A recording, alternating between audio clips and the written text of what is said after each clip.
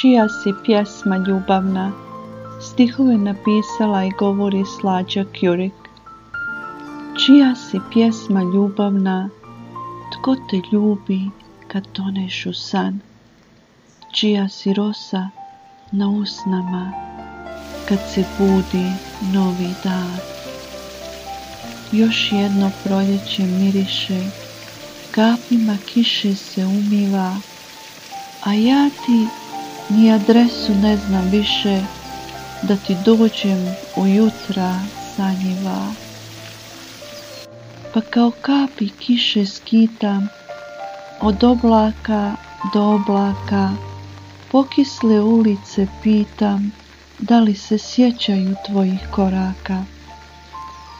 A kad ponoć otkuca, u nadi da će te donijeti novi dan, zagrlim umorna sjećanja i lagano utonem u san.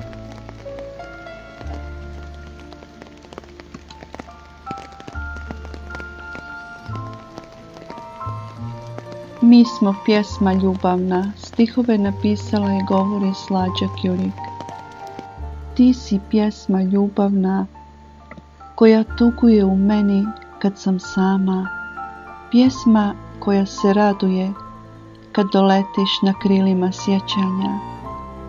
Ja sam pjesma koja čeka da ispjevaš svojim usnama, notama života, da napišeš muziku za nas.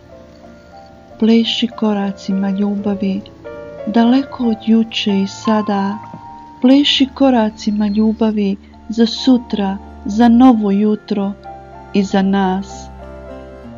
Mi smo pjesma ljubavna koja pleše kad se tuga umori, a sreća zaiskri u očima.